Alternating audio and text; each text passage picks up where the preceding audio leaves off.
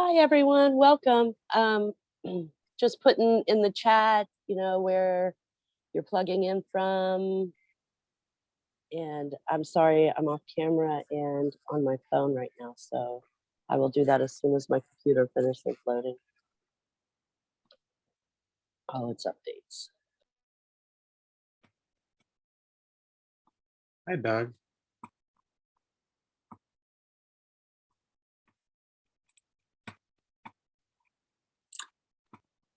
All right, people are still joining, so we'll give it a couple more minutes.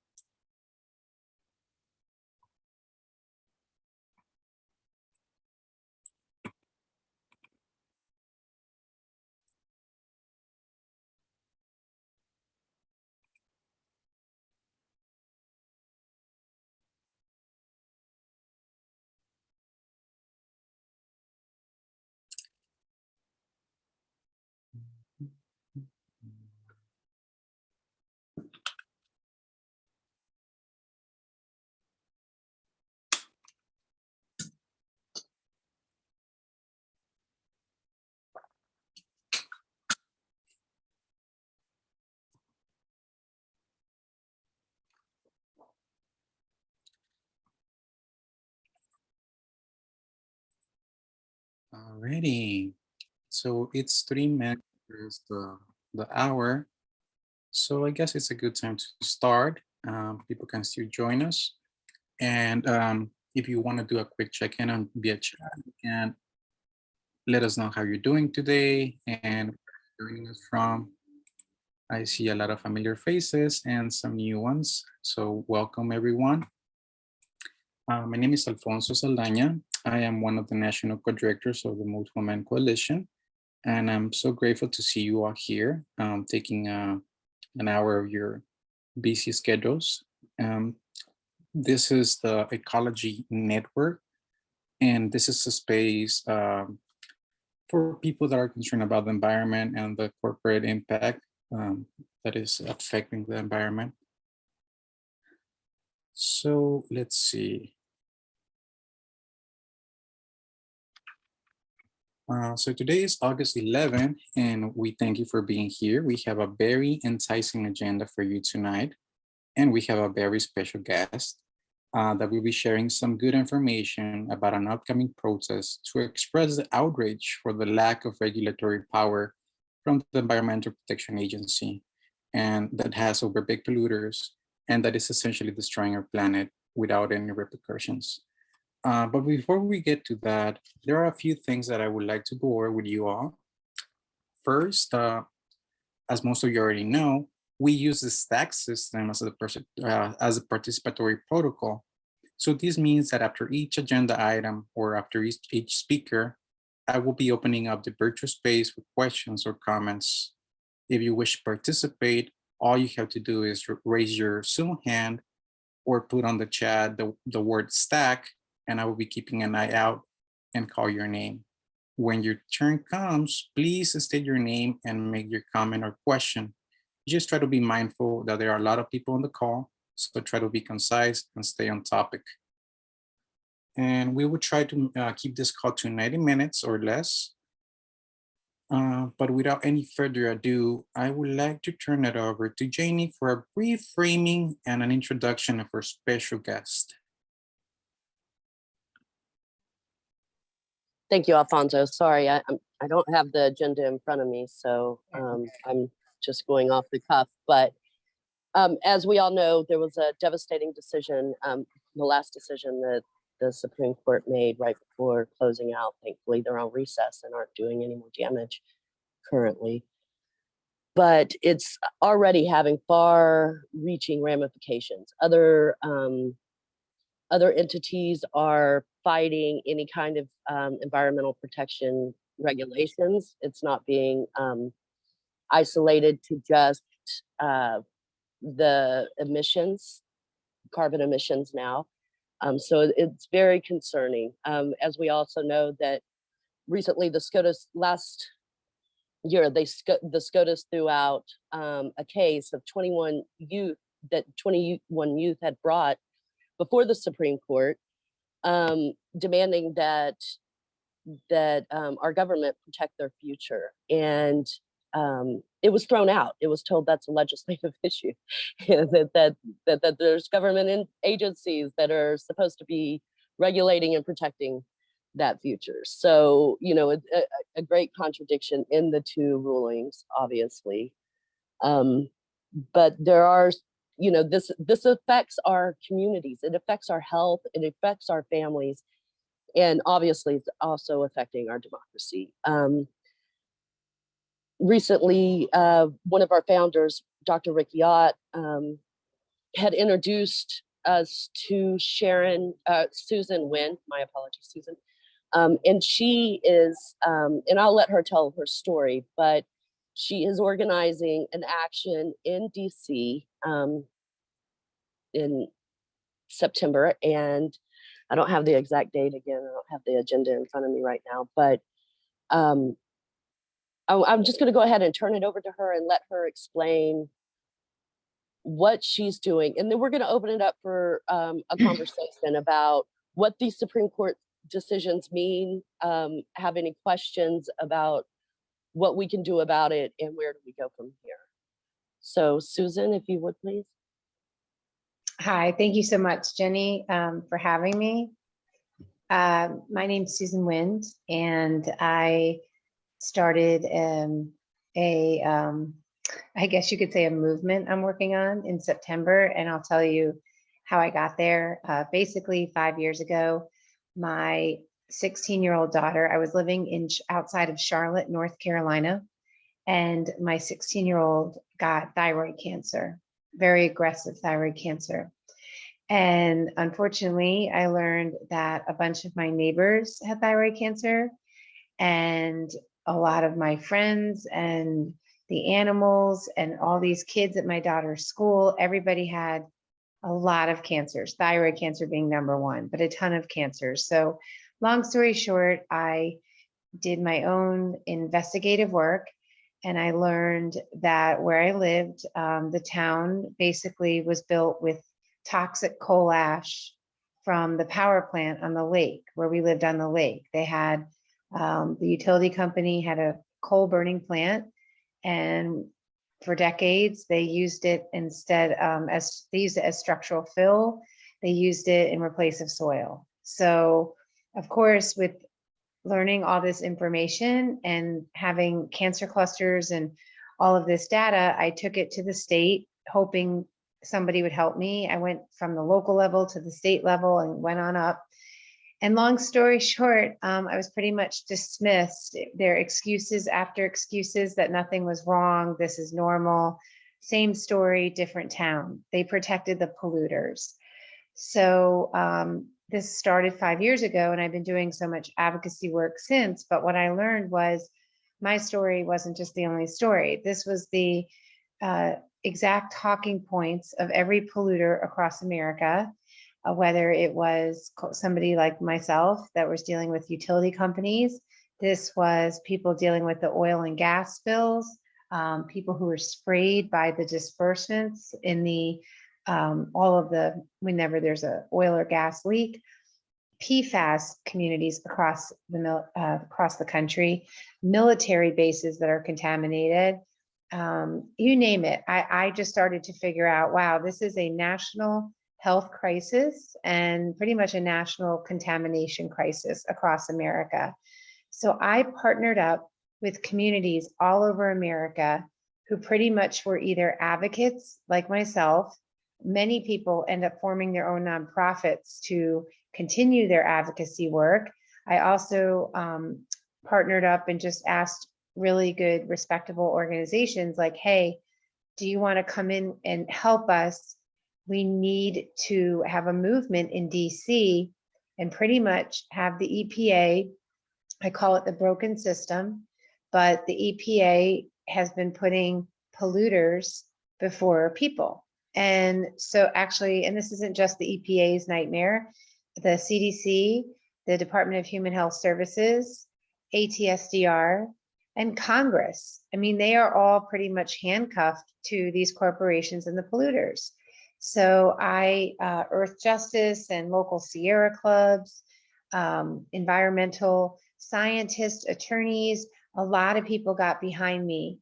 And we are going to Washington, D.C., and I can post or send you information to post, Jenny, on our event. We have websites, Facebook, we have all kinds of social media ways to follow it, but it's on September 20th, where we will be all coming together. We have speakers, we will be marching in front of the EPA headquarters, and pretty much we need to put the pressure and the demand on the EPA and obviously on these different agencies, including Congress, that are all connected, because it's just one town after another. Every story is heartbreaking. You don't hear a lot about it because the media never covers these stories anymore. But I mean, I have all these families from Hawaii. They were in the military drinking jet fuel, and now they are all sick. All their kids are sick, and all these parents are sick. And the Navy knew, and they dismissed it. The Department of Defense is one of the biggest polluters in this country. We have schools across America that are all built on brownfield sites because it was cheap land, or right next to radioactive landfills, dumps, Superfund sites. So we have kids and staff getting sick across America in so many schools. The most recent one, if you Googled, was New Jersey. There was a high school where over a 20-year period, over 110 brain cancers. And they dismissed that. They said, no, the school is safe, bring your kids in. So we have a problem here, as you all know. Polluters pretty much dictate what's safe in the environment. And the EPA, I'm not happy with the EPA, and not just this EPA. It's been a multi-generational failure for decades. It has been set up to fail from the beginning. So that's kind of my story. And I was brought to your organization because, as Jenny said, Ricky Ott, I've worked with, and I did a really great interview with her a couple of weeks ago with Aaron Brockovich. Ricky Ott said, this is a really great group, Move to Amend, and they kind of align with a lot of the stuff we're trying to do. So you should meet with them and just let them know what you're doing. So that's how it brought me to Jenny.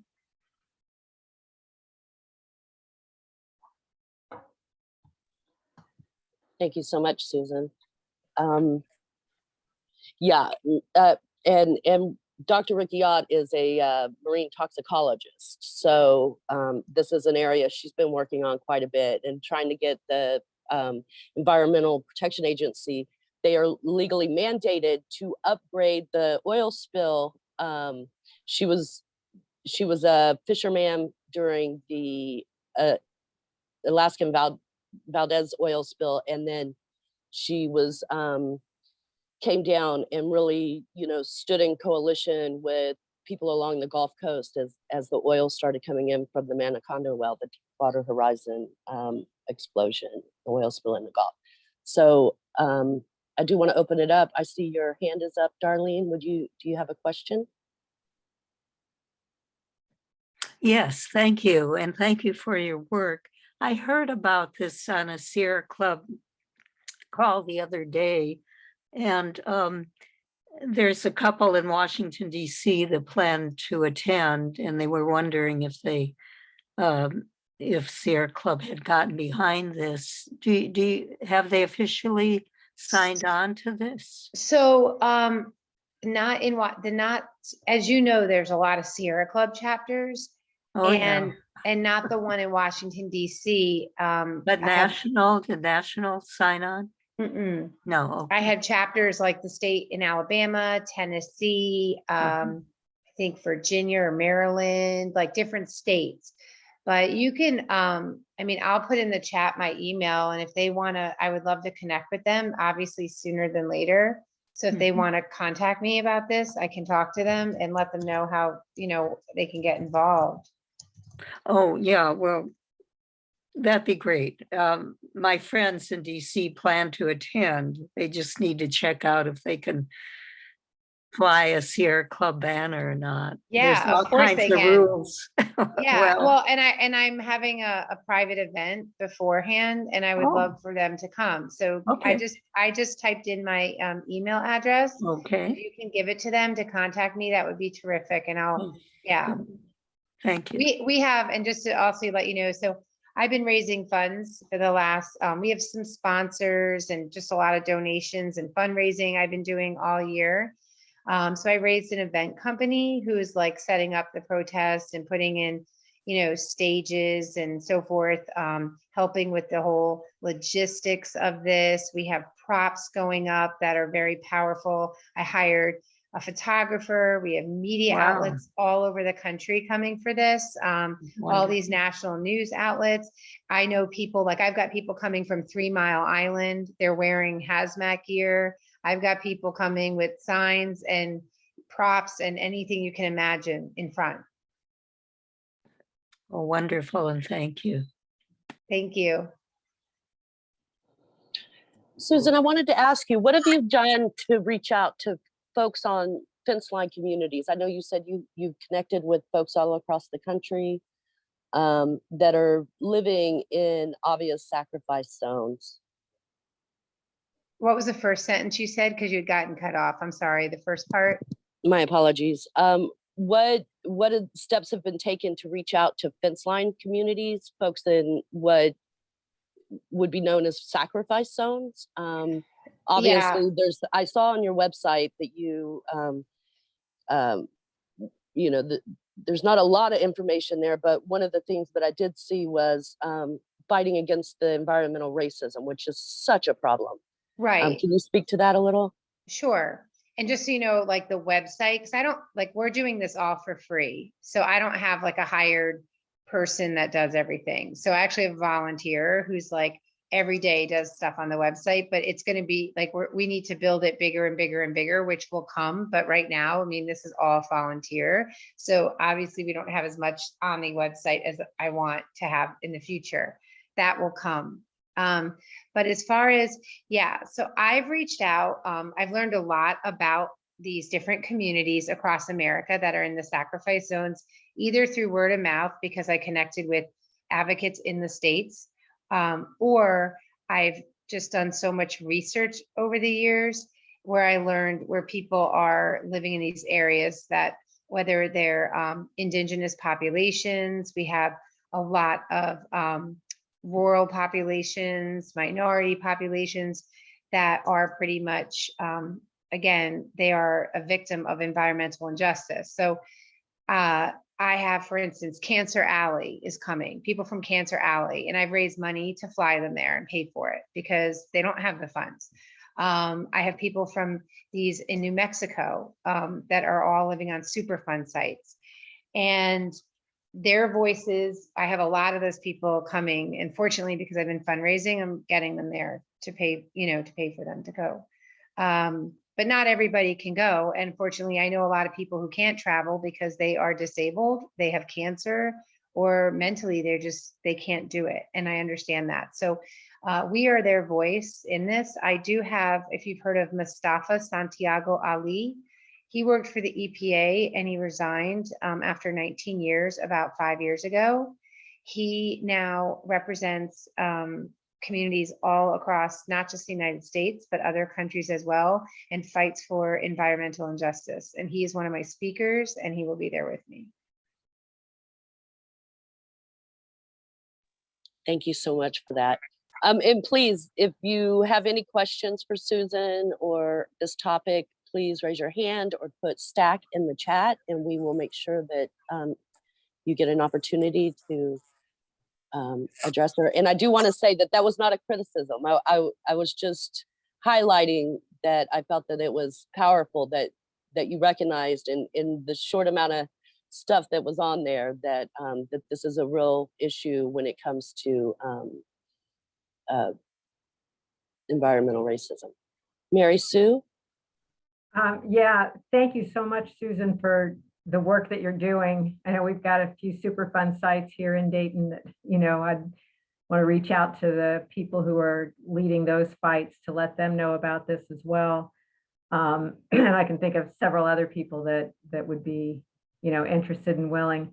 I just liked your Facebook page so that I'll start Thanks. seeing more of what you're doing. And if you could create an event for this, so just, the Facebook event is, at least I have found it in the past to be just the easiest way to get all the information that's in one place out to people, because most people, even if they don't spend a lot of time on Facebook, have an account. And if I send out that event link, they'll go to it and take a look at it. So that would be really helpful when you can do that. I can do that. And also what we've been doing is, so if you go to the website, the EPA website that's on here, and you just register to go or whatever, you get on our email list. So you will get all these email dumps once a week where we will be putting out, especially now that it's 6 weeks, 5 weeks before the event, we will have like maps and times and speakers, like stuff will go to email too, because I do know not everybody uses social media. Right. So right. the email is probably my most successful outreach to everybody. We have a list of thousands and thousands of people. So that also, but the event I will get on that too. Thank you. I'm doing like, so I've also got, I've got firefighters across America coming, and the head of the firefighter union is one of my speakers too. He is basically the head of all firefighters, that paid firefighters. Because the firefighters, all their gear is contaminated with PFAS and other chemicals.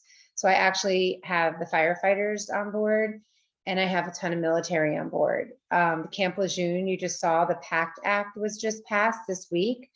And John Feel, he's the #1 advocate who started after 9/11 when he was a construction worker cleaning up all of the debris and the bodies at 9/11 in New York.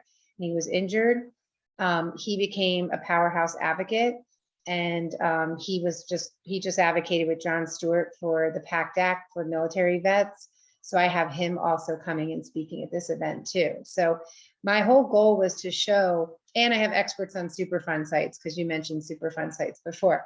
But the whole goal for me is, I know there's thousands and thousands of groups all across America, and they have their own niche, and they're fighting, their own obviously poison, but I wanted to bring this to a different level to show this isn't just my daughter. This isn't just, a military person. This isn't just a firefighter. This isn't just, a person just working hard on their farm.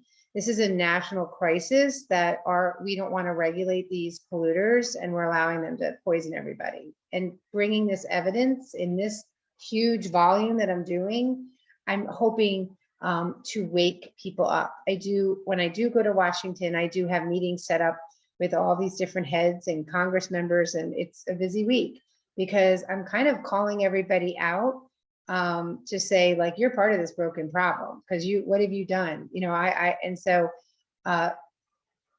it's a lot. I mean, it's a lot. So.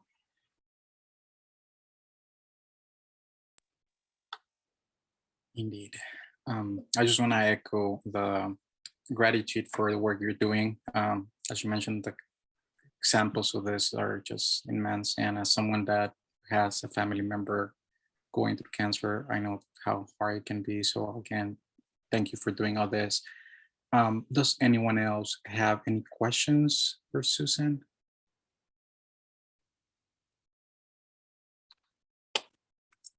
I see Fernanda. Go ahead. Hi, Susan. Thanks for the advocacy.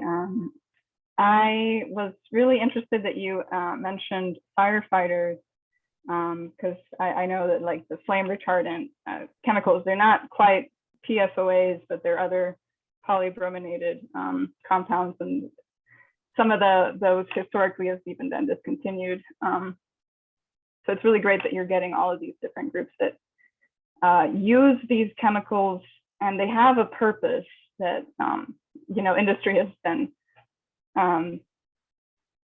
Is that question for me? What is the name of your organization? No, okay. Lost my train of thought. These chemicals have been sold to us from the chemical producers, and they say that they're like the best thing, but clearly scientists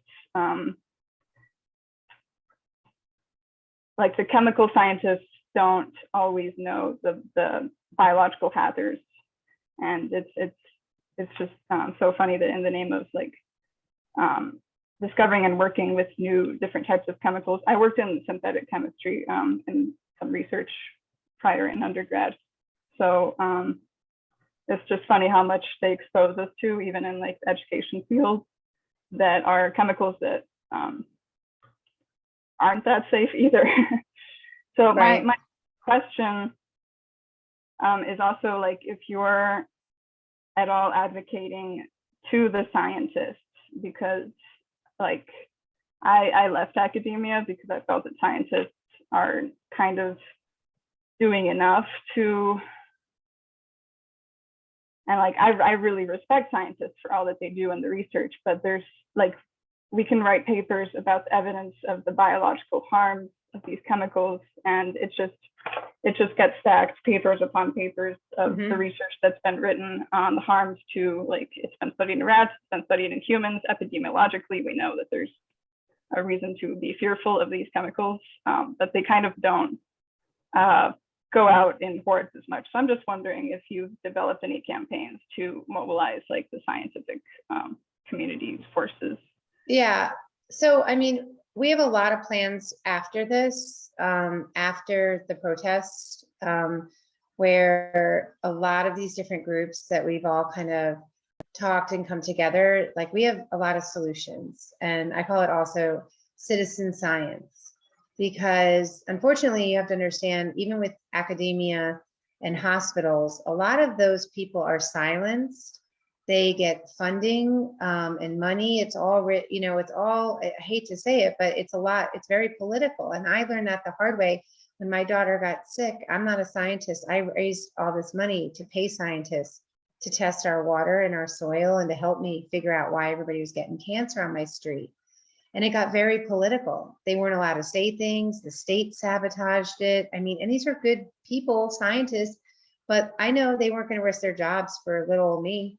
And I think that I do have doctors and scientists behind me in this who pretty much are over the politics and the bureaucracy, because the polluters, unfortunately, they own a lot of these universities and fund everything. So it's definitely something we are going to be as a solution base. Again, right now we're bringing awareness, kind of calling all these agencies out with our demands, like that's where we are now. But where this will go after, I think we have to have more, like for instance, we need to fight for disclosure. If they're going to let these polluters say what's safe in our environment, well, we need to map it. We need to disclose this, so you know that you're buying a house on a radioactive dump site, an old nuclear site. Like we have to. There's so much stuff we have to do, but it won't work unless we come together, because you need power in numbers will help make a better, a bigger bite in this. Absolutely. Thank you, Susan and Fernanda. I see your hand, Darlene, and now that I am back on my computer, I'll be able to look at chat. So you have a question for Susan, Darlene? Yes. Are you working with Beyond Pesticide in DC? And I am. So there are groups like that are pesticide, not Beyond Pesticide, not that organization. Okay. If you want to connect me to them, I do have advocate groups though. They have nonprofits because of pesticides. One's in California, they're coming, and another group is in Florida. But if you wanted to connect me with the group in DC, again, I I'll do welcome that. it. Yeah. Do I just use that email that you Yeah. gave me? Yeah, totally. You can Because just they have introduce us. been for 30 something, almost 40 years, leading against pesticides. And there's all these other groups from around the state that were spin-offs that work with them, but under their own names. There's thousands of groups, and that's the problem. I mean, Right. I have the big guns, like I have Earth Justice, and I have spoken Good. to EWG, like you all know, the bigger organizations, but like I have these groups, like there's so many, there's thousands, but like the people, I mean, and I've done outreach for a year now and I've talked to thousands of people, but like, for instance, I'm dealing with these people that they're advocates of sewage sludge and they have like a nonprofit on sewage sludge. I mean, it's just, I lead there's- that for yeah. Sierra Club. yeah, yeah. And they're part of the Sierra Club in Virginia. And then I've got phosphate yeah. mining, if you're familiar with, you know, Oh, there's phosphate mining. Mosaic is one of the worst polluters. So there's so many groups and I just tell everyone, I'm like, bring them, or tell them to call me. Okay, I'll put you in touch with Jay Thanks. Feldman. He's head of Beyond Pesticides and he's right in Washington, DC. That's perfect. Thank you so much. That is awesome. Um, Early for making the connection. yeah, and I want to highlight Susan's earlier statement that this is the first step. This is building a coalition that's strong enough to, just like we're doing to pass the We the People Amendment, because we truly believe that corporate constitutional rights are what is the root cause of the problem, and we can't fix the environment until we fix our democracy. We see you, Doug, and go ahead, Alfonso. My apologies. No, no worries. Yeah, this is a great first step, and it's not an easy fight. We're facing humongous corporations with so much money and power, but we can do it. I see that Doug is up next on the stack, so go ahead, Doug.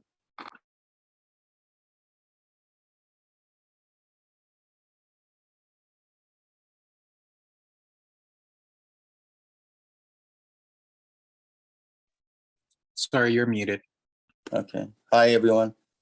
I was just wondering, you had said that you have demands. Can you share with us some of the things that the asks or some of the Sure. things you'd like to see occur? Sure.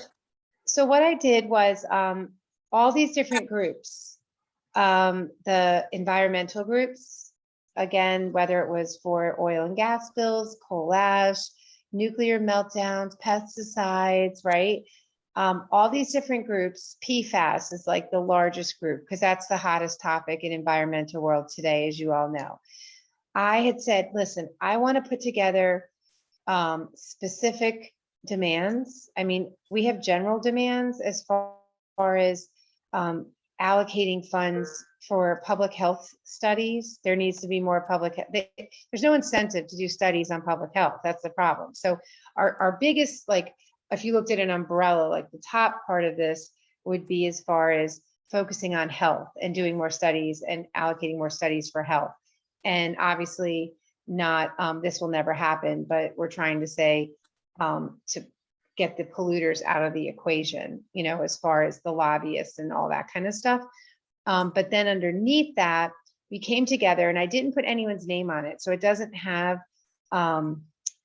like Susan Wynn's demands or Earth Justice demands. I didn't want to have that because I'm looking at this as a group effort for everybody who wants in. And we have specific demands. And those were everything from, I'll give you a couple examples. Like, for instance, the Clean Water Act has not been revised since 1996. We have chemicals, thousands that have been in our water system that are not even regulated. We don't even test for them.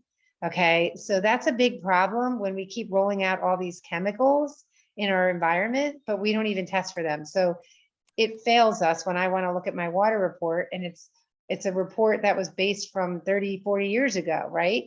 Another example is coal ash is labeled a non-hazardous material. So they don't regulate it. So it's not regulated in over 50% of the country. And so those are just like specific demands. So we're going to present that. I'm actually going to put that out in the media and give that to everybody on the day of the protest. I'm not going to give it out beforehand, just because I know from firsthand experience how these politicians work. They will want to get ahead of everything. When I go to meet with the EPA and when I go meet with these specialized committees, I don't want them to get ahead of it. So I'm not going to like put this all out until the 19th, the day before the protest, the 19th. One other group I forgot to mention behind me is GAP, the Government Accountability Project, and PEER. Those are the ones that help whistleblowers come out of these organizations. So they got behind this as well, and our sponsors for this event, because there's so many people that want to be whistleblowers and they're not protected or don't feel they can be protected. So I do have also that I forgot to mention. Does that kind of answer your question a little bit? Okay. Terrific. They think And- I'm a troublemaker. They all think I'm a troublemaker, just so you know. I was labeled a troublemaker this week. You can't be the only one. I'm just telling them to do their job. Do your job. Exactly. And this is the kind of trouble that is good trouble. So thank you. We commend you for that. We will try to as much as possible. Does anyone else have any questions for Susan?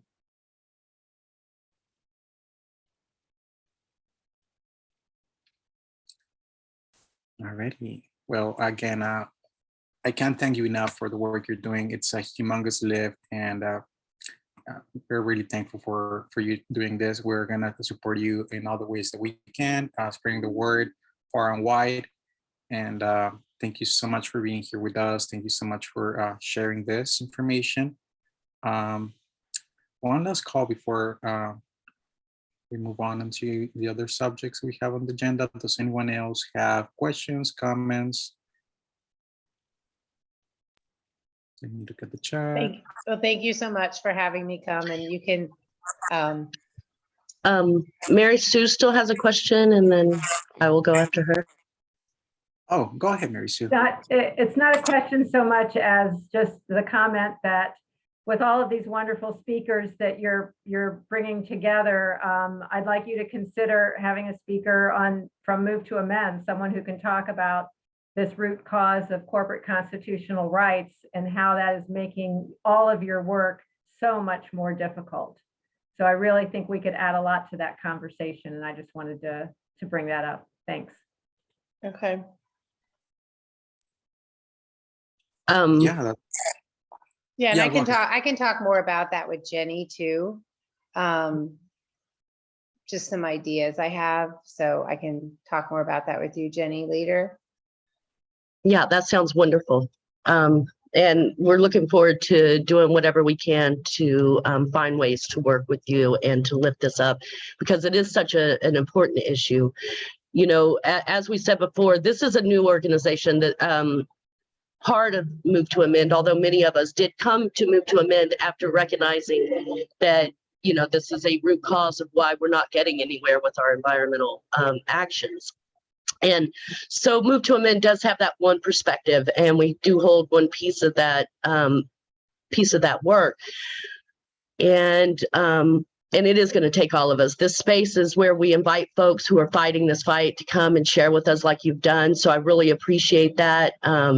We hope to help strengthen the public education and uplift that work. So I really am grateful that you're here, and I hope that you stay for, you know, the full meeting, but definitely want to talk to you and connect on all the different ways that we can work with you on that. Yeah, that's fine. I'll stick around. Okay, great.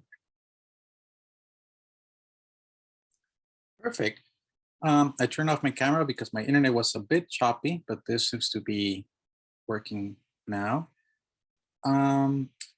I see on the chat that Doug is mentioning that you should probably reach out to the Rights of Nature organizers such as SOGOV. That's something to consider for you, Suzanne. Let's see. So the next item on the agenda is for those of you that attended the last meeting, we left a little homework, and that was if you are part of any environmental organization or movement in your communities, the task was to try to go in there, hear what they're working on, and see if there are any upcoming actions or that folks can plug into. But if you haven't, or you didn't make it to the last call, that's fine. But we would like to open it up to see if any of you all actually did go join any of these groups, and if so, what are they up to, and in what ways can we plug in and maybe do some collaborations.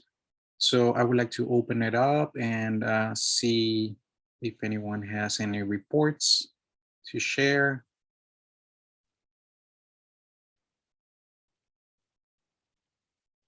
And you can also share in the chat if that's more convenient for you.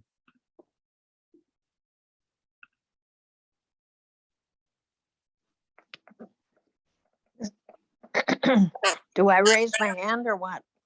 Go ahead, Carla. This is, I don't know if this is appropriate. I have not attended another meeting, but I was interested this evening to join in.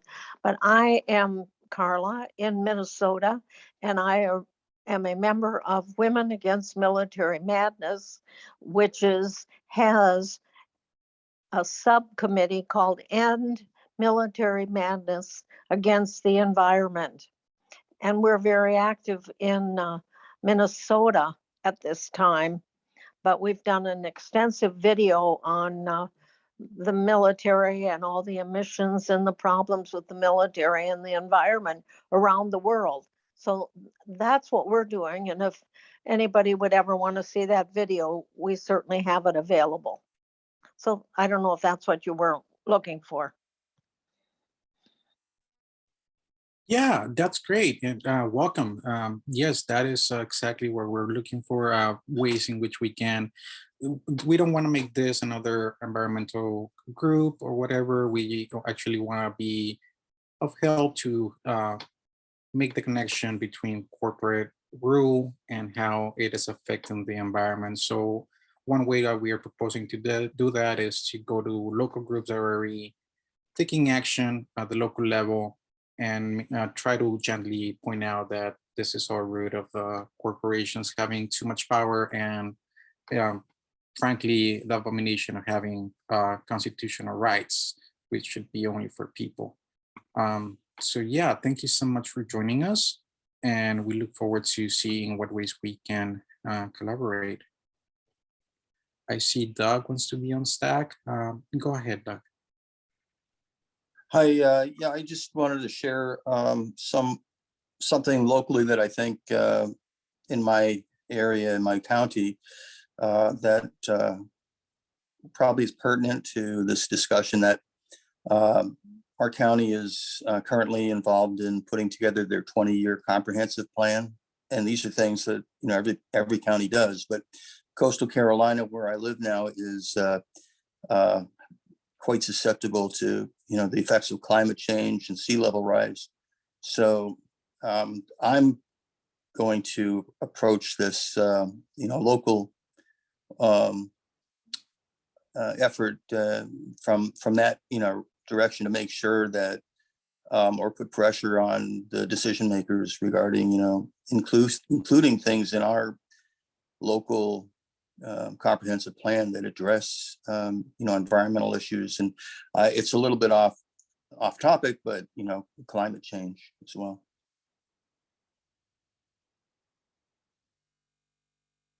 That's it.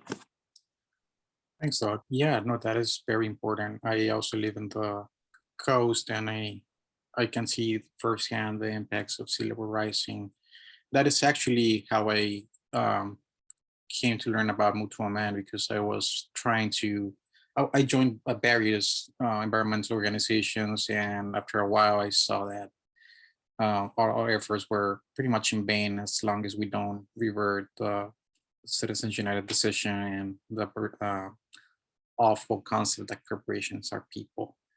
They wield too much power, and unless we take that first step, it would be pretty much a bad uphill. So thank you for sharing that. Anyone else wants to be on stack? Fernanda has her hand up and Carla does too. Oh, go ahead, Fernanda. Sorry, I'm gonna plop in this link in the chat and do a spiel for it. So I got into learning about Move to Amend through a Citizens Climate Lobby, and that I was also there at Citizens Climate Lobby previously. So Citizens Climate Lobby, their main thing is they're national. They're trying to pass a price on carbon at the source. Then a lot of obstacles, but there's specific action teams and the groups that are focused on like inclusion and environmental justice. They're having a sort of sub-conference that is all about environmental justice. So that might be relevant to people in this call that care about the pollution and chemicals and where that goes. That's the main thing with environmental justice, is also environmental racism. But yeah, there's that conference later in September. So it's online. If you want to read the details on that link, you're more than welcome to join. There's several really cool speakers and some yoga sessions. So hop on in. That's it. Thanks for sharing. Yeah, that seems cool. I see Carla is next, and then we have Lawrence. Go ahead, Carla. No, I don't want to say anything. I don't know how to run all of that stuff. Thank you. Okay, no problem. Go ahead, Lawrence. Yeah, I have a little different thing for the Ecology Network. And, you know, I already spent a lot of time working with Move to Amend and Resisting. And a lot of that stuff is just plain old fashioned hard work. But we figured out a way how to do something good for the environment that's actually fun and restorative. And there's a professor back east named Professor Doug Tallamy, and he wrote a book called Homegrown National Park, and I put that in the chat. And in San Leandro here, where I live in the San Francisco East Bay, we formed a local citizens group called Homegrown Habitats, and we got our local branch library that has a patio in the back where we're growing native plants and we're developing a whole curriculum and a display where people can, the resources where they can actually buy or propagate native plants and put them where they live. And then at the same time, our city won a $1.5 million CAL FIRE grant, which is a grant from the state. You know, CAL FIRE is the people that put out all the wildfires. And because forests are becoming carbon sources, rather than what they should be is a carbon sink with all the fires we're having and all that carbon being released back to the atmosphere. So we wanted a $1.5 million grant to plant trees in our town. So between the trees and the native plants, it's just a really fun project that we can actually do that corporations can't stop us from doing. And it's just a lot of fun. Pass. Oh, and by the way, I think pretty much anybody could do something like that in their town and get that book, or just do a Google search for Doug Tallamy and look at all the stuff that comes up. Amazing YouTube videos with him giving lectures that are just very inspiring, and gives you hope that we can until we get the We the People amendment, we can, you know, do the work to pass it, but also do restorative work. Pass. Thank you, Lawrence, for that really helpful suggestion. I will be sure to check it out. And there is a suggestion to you, a question about if you have linked up with the Wild Ones, which is a group devoted to native plants and pollinators.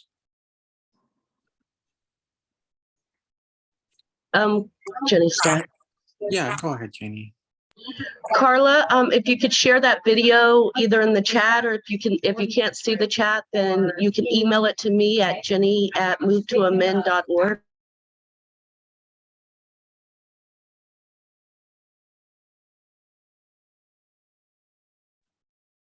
Yeah, that would be super if you could share that video. I would love to. I don't know how to do the technology. Once I have an email, I can send it through to an email, but I can't put it in chat. I don't know how. My email is Jenny, JENNIE @movetoamend.org. Wait.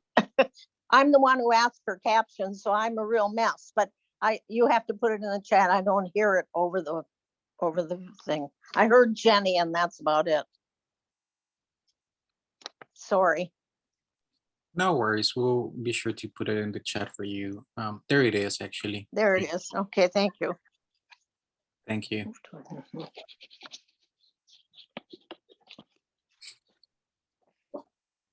Alrighty. I'm also familiar with Citizens Climate Lobby, and as a matter of fact, we actually extended the invitation to some of the folks to join us today. So I don't know if they're here, but yeah, that is pretty much what we're trying to do at the local level. Try to get to know and converse with groups that are trying to do something to prevent this climate catastrophe from going any further, and try to bring them to the space where we can talk about how we can go work together to pass the We the People Amendment, which is, in my opinion, one of the best first steps to combat all this madness, not just the environmental, but so many other aspects of corporations messing with our democracy. So I would like to extend the invitation to join your local environmental organizations and try to talk to them about the We the People Amendment and how this could help us combat the climate crisis. Oh, and thank you, Eric, for sharing that link in the chat. I'll be sure to check it out later.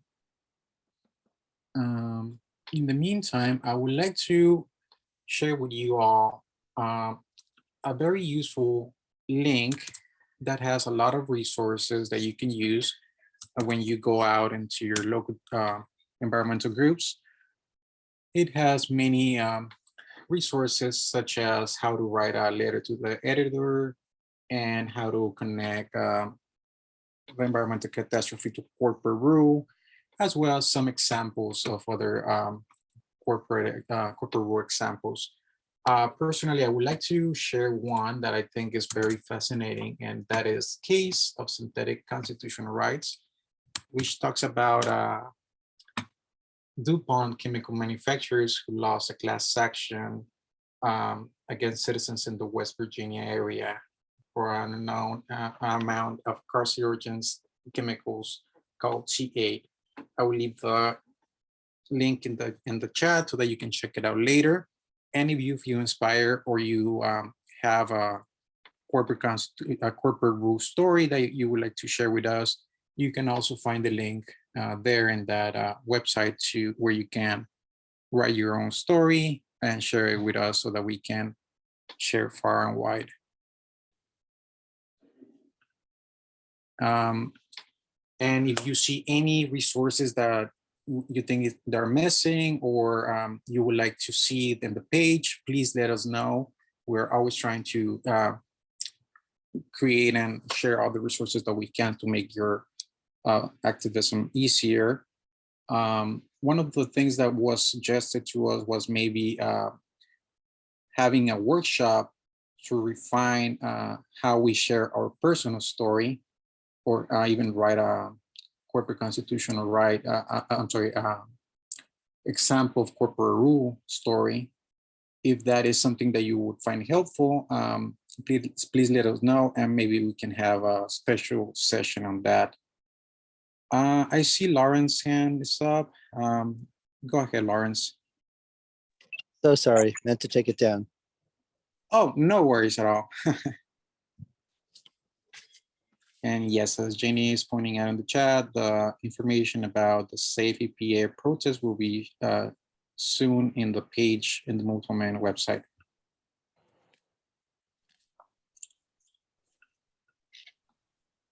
We will be doing, having other efforts to raise that up as well. And I also wanted to share this article with y'all that directly relates to the SCOTUS decision and how the ruling is already hitting far and wide.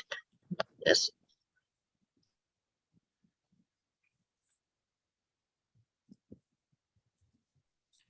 That's right. Thank you, Janie. Does anyone have any questions about our suggestions about resources that you would like to see on the page? Any ideas of how we can approach other environmental organizations to invite them to work with us?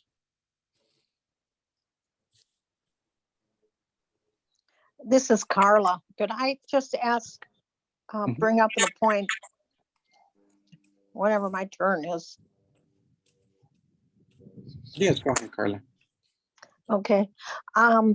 coming from what I told you, that I'm with Women Against Military Madness, and so we're very much opposed to even the Ukrainian conflict over in Europe. And I really, with Move to Amend, we certainly, it's a political issue about all the money and the weapons, et cetera, that we are sending over there. And I understand what's happening, but I hear no opposition from any of our citizens hardly. It's just they keep passing more money and more money and more money, and they'll probably start doing the same thing for Taiwan. Isn't there some way that this hooks into Move to Amend with the corporations are not people, for goodness sake?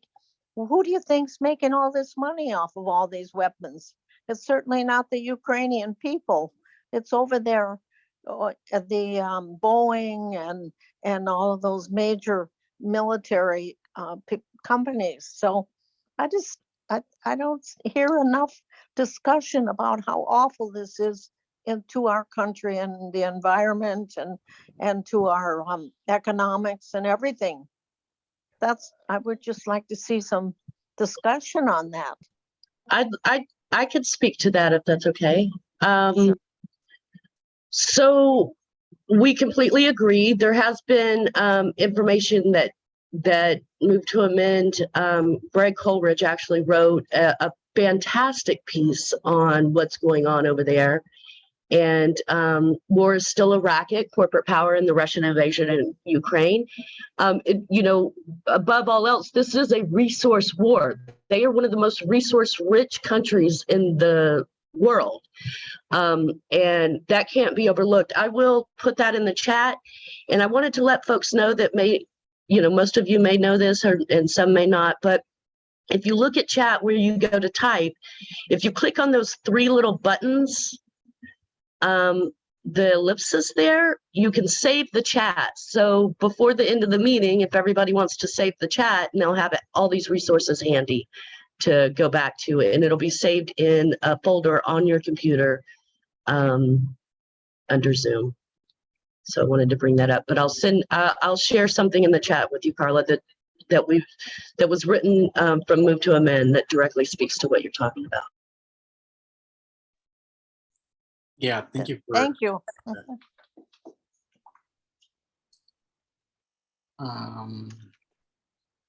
Let's see. Does anyone else have anything to add? I'll share it in the form of Russell Brand. He picked up the story and pretty much read the article word for word.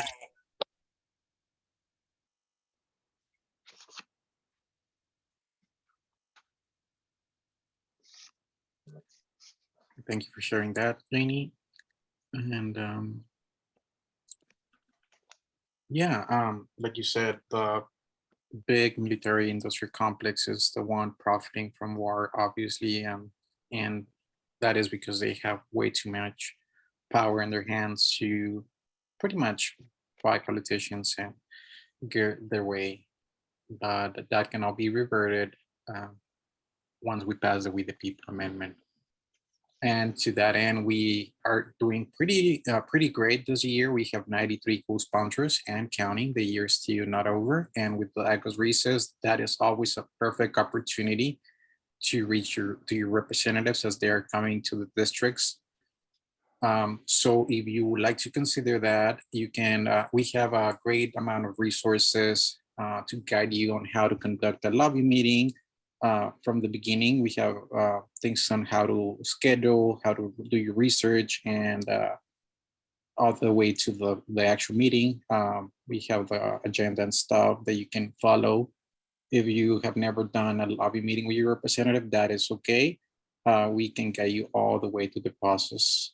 And we can even have someone from National with you on the meeting if that is something that you would like. And we will also be sharing that in the chat so that you can have it handy. Go ahead, John.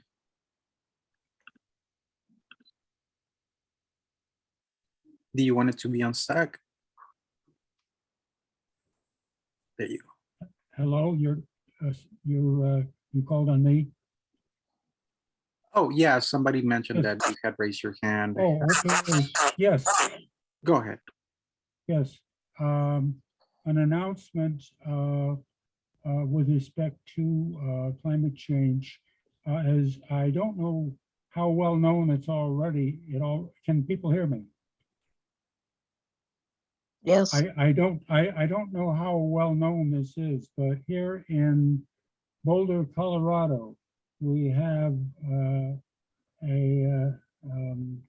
University of Colorado, CU, known as CU, and from December 1st through 4th of this year, there will be a meeting called Right Here, Right Now Global Climate Summit, dealing with which involves both CU as sponsor and also United Nations Human Rights. And the focus will be on climate change as a human rights issue. It was first announced in the local newspaper last November 2nd, I think it was. And then there was updates. And as I say, it's January 1st, I'm sorry, December 1st through 4th of this year. And I hope there are a lot of people attending from, it is planned, I think, worldwide. And I hope some of you might take an interest in joining us. Thank you for that invitation, John. Yeah, absolutely. I 100% agree. This is a human rights issue. And if you're ready to also make it elections issue, you can try to get all the candidates in your area to take the pledge to a man, which is it's a promise to co-sponsor if they were to get into office, into public office. You can join that effort. There is a lot of resources that we have so that you can start reaching out to your local candidates all the way to federal to take the pledge to a man. Would you like to comment on that, Janie?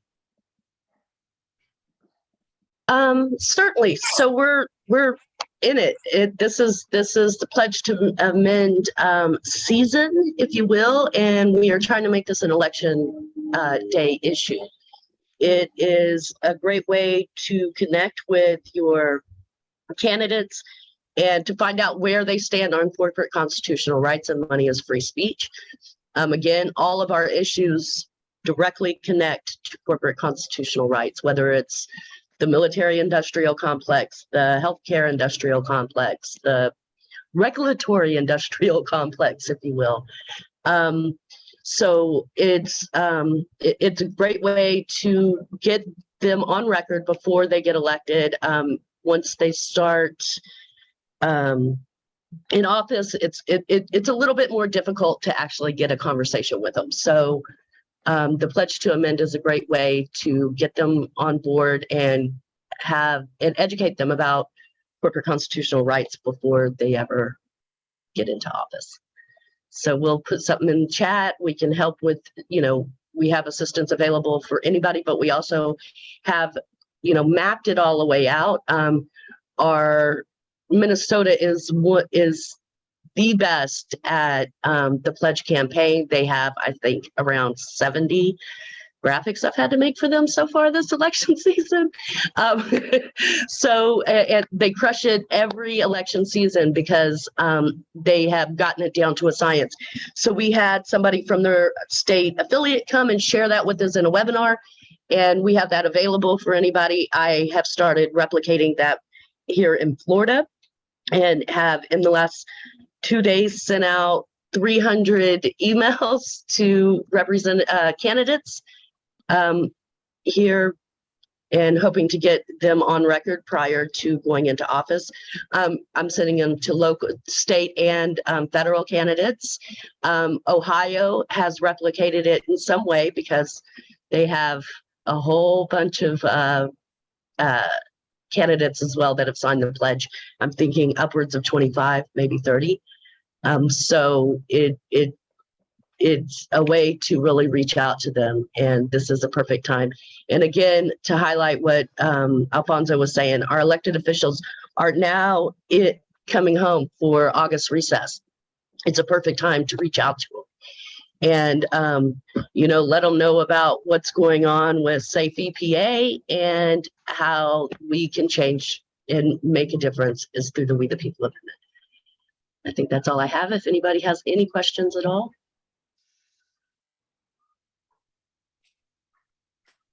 Thank you, Janie. The virtual floor is open if anyone has any questions.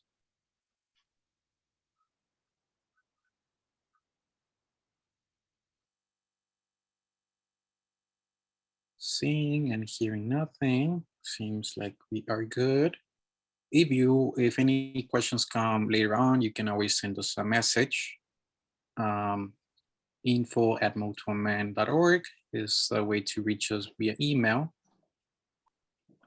And we can drop that in the chat as well.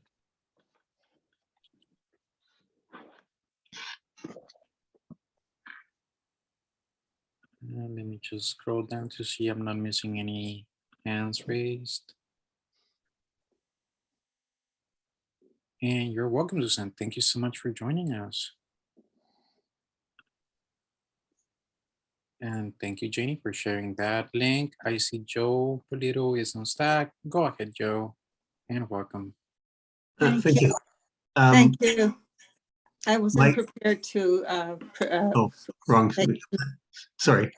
Oh, different Joe. I'm sorry. Okay, go ahead, Joe. Two quick questions. Does the move to amend pursue monetary reform, and does it pursue land tax reform as per Henry George?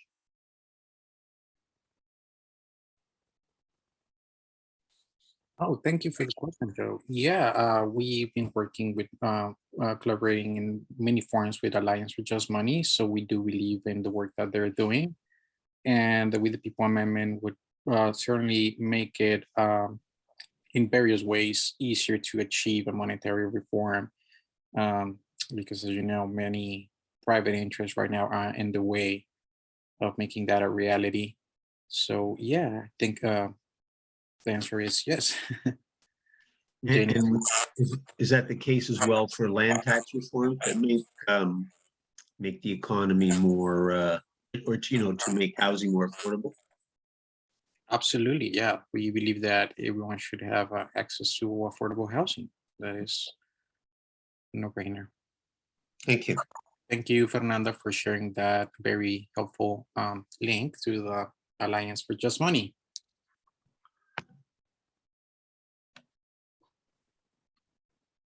Yeah, that's how I got to know about Move to Amend through them.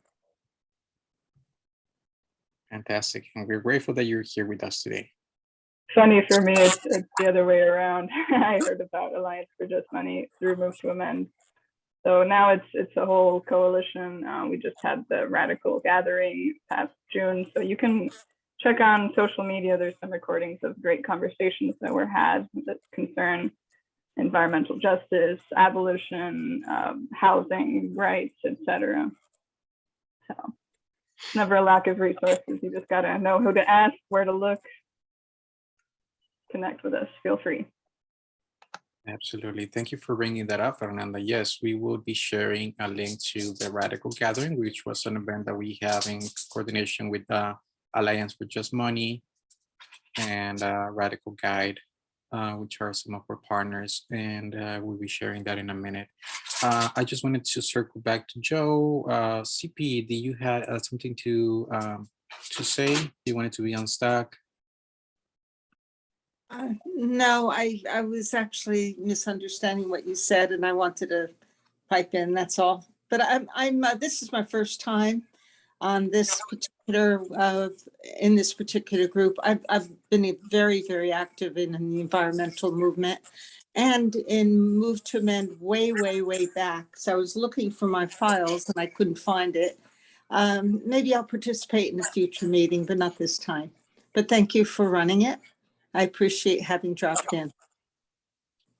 We are thankful that you're here with us, and thank you for all you do. Does anyone else want to be on stack?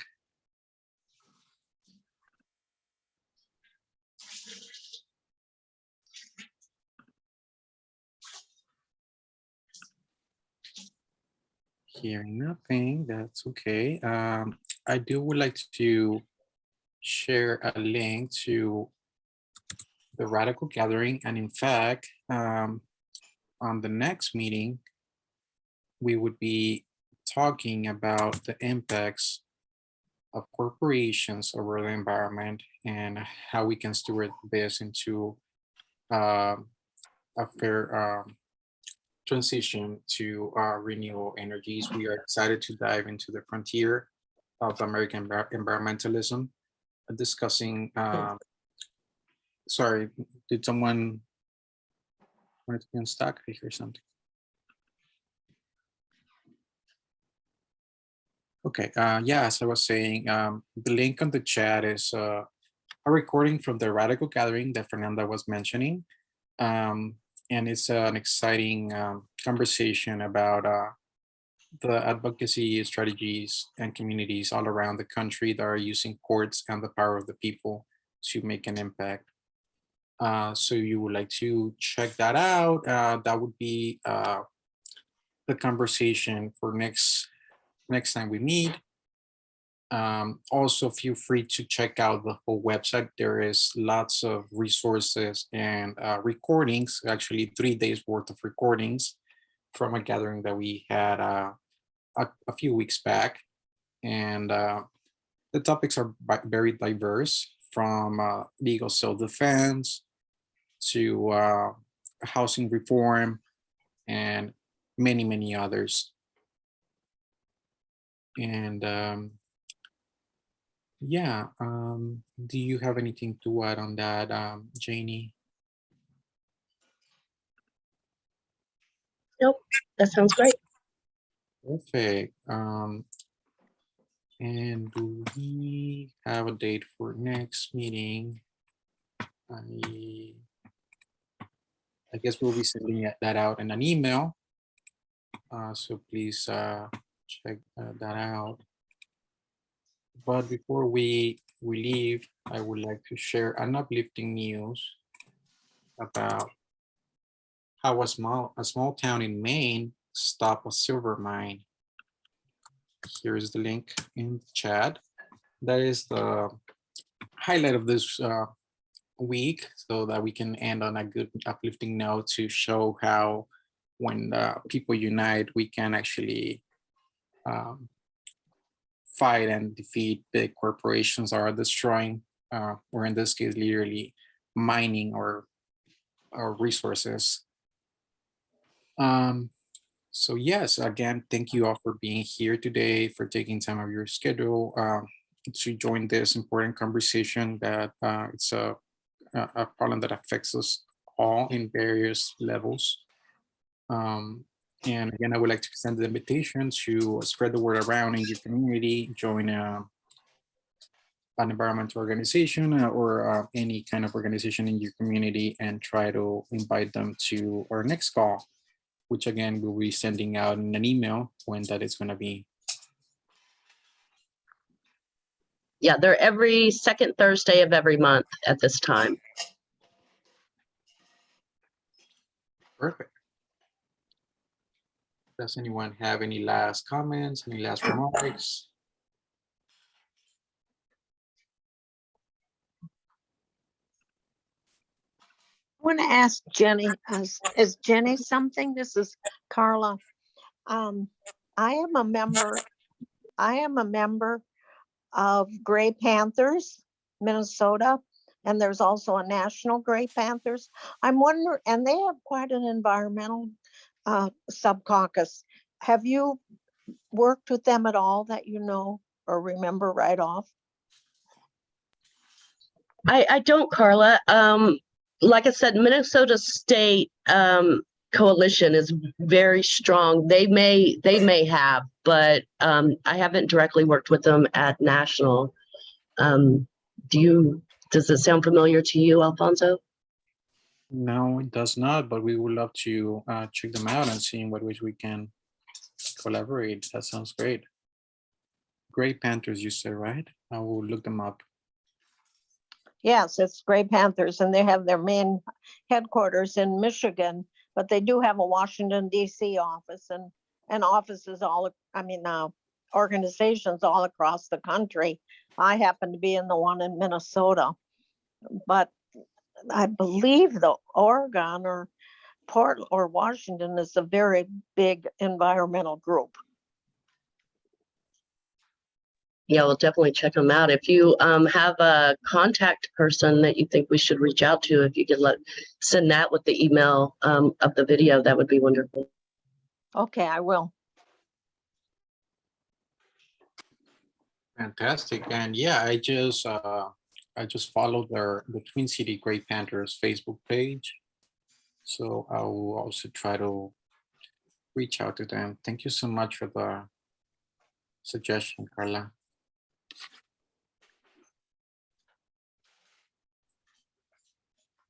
Does anyone else have any comments, suggestions, questions?